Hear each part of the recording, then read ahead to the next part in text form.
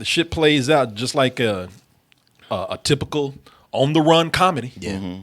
You know, you know how those are, man. It's you get into random situations looking for answers, not really telling a story. You know, there's supposed to be some intrigue behind each place you go that's kind of leading like breadcrumbs to what the real, the heart of the mystery is. Yeah. Not so much here. It leads to nothing. It's later abandoned towards the end of the film. Oh, yeah. Yeah, it's just the setting. It's just the background. It's like, look how weird this is. Okay, let's go to the next one. It's like, what? All right, fine. Yeah, they just get into random situations claiming they're looking for answers, but not really. They're not really telling a story. We just have characters who are reacting or responding to things in a funny way for laughs. Yeah. That's it. There's no, I mean, some of this shit don't even make sense. Like, why is this even here? No. This lent nothing to the movie. That whole scene in the barn. With the bacon grease? Yeah. Yes. And the horse, yeah. Yeah, the horse, yeah. That was nothing. That didn't even need to be in the movie. It did not. Could have cut it completely. You know what they did? They just stopped to cook bacon in this movie. That was it. That had nothing to do with the movie. What this is that these things can be great if the director has a vision or a story or a way of shooting this, and that is pretty unique. Or they make the situations very weird. Pulp Fiction is something where it's just one random situation after another, but the writing is so great. Sure. I thought of some recent movies like Game Night. Yeah, and even Date Night with Steve Carell and Tina Fey, a married couple who were just trying to rekindle something, and they're getting into these situations, but they weren't so random. And so, what did that have to do with anything? Well, Game Night is a great movie. Date Night I haven't seen, but I heard if there was any complaints for that, it was that, okay, this is just a star vehicle, man. You know, we got two people that people think can make money.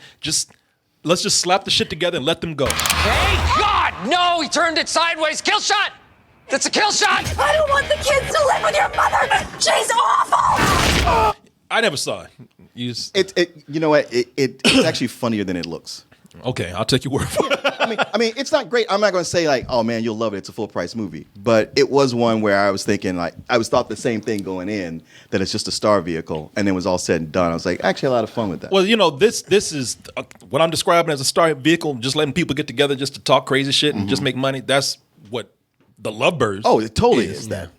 Well, no, what it is, what I think makes Date Night and Game Night so superior is that there's stuff written for those actors to say. Mm-hmm. And my biggest issue with this is that there's not enough content on the page for these actors to actually read. I call it this is what I typically call this type of filmmaking, Judd Apatow style filmmaking, where they sit a goddamn camera down for 4 hours and let them riff for the next few hours, see what happens. Yeah. That's what this is, and we're gonna piece it together into some sort of scene, and then we'll just go for it after that. And I hate that shit. Well, it's so lazy. That's and I'm just gonna blame it on me. I mean, you and I are more in agreement with each other, but I'm just gonna blame it on me because some people really do like this. Because I'm not a fan. Even I have my name for it. Mm-hmm. Martin probably know what I'm talking about here too. I'm not a big fan of the category comedy that I've dubbed babbling improv. Mm-hmm. Where people just, I want your name's stupid. I got a better name. Because you were like, all right, fair. No, it's better. I mean, it's the same thing. It's funny because I always link Judd Apatow to that as well. Mm-hmm. Yeah, where the babbling kind of improv is where they just get two actors and just kind of let them go, man. Yeah.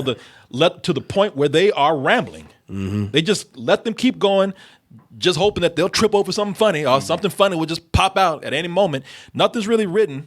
Movies are hardly written. It's just just like key points that they need to reach to just go ahead and do this thing. I find it myself. I'm like you. Some people like it, but personally, I find it annoying. But the actors. The thing is, the actors aren't even the worst part of that. One of the things I can say about Judd Apatow is that he usually does let his actors come in and ad-lib that he thinks in a way that is funny and centers on the actors. Of course, when he's bad, it's bad. Oh yeah. But when he does it right, it's pretty great. I'm not really irritated by. I am. What I'm talking about. I'm very irritated by the actors themselves with the rambling that they're doing. But I'm more irritated by the people who are just there, who have nothing to say because they can't get a word in.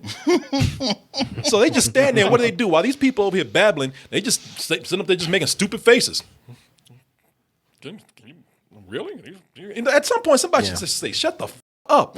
But because it's written for them just to be on the side. And they got, see, this is the thing. They have to cut. They can't let it stay on them forever. No. So they have to edit where they get a reaction shot from people. And they usually just look dumb.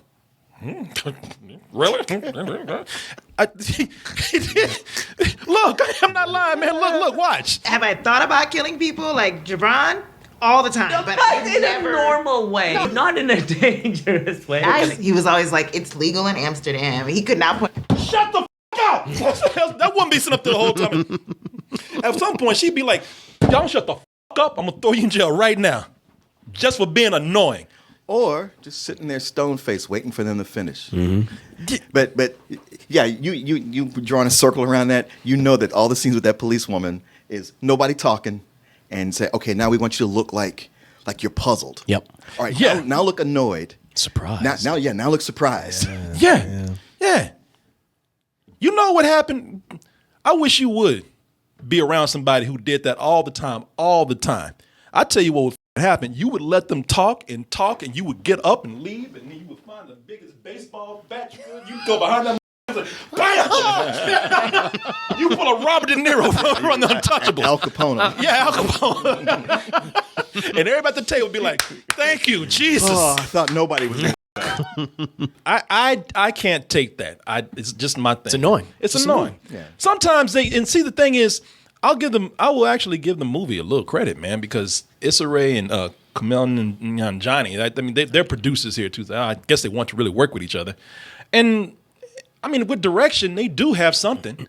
You know, like I said, at the beginning of the movie where they had a story of them getting together, where they had something to work with. It was cute. Yeah, it was cute. Where they had an actual script. Yeah, where stuff was actually written on the paper. Yeah. Did you notice they didn't have a whole lot of lines? They weren't ad-libbing or anything, improv, and they had something to work with. Natural chemistry was there. You just saw it in front of you. I was like, wow, okay, this is great. So I think that they're good together. It's just like, man, I'm just like not a fan of having no direction, letting people go. Unless you really got something good right there. And I don't think they really have anything that clever right here. Now, I think that every now and then when I said something might pop out funny, it does.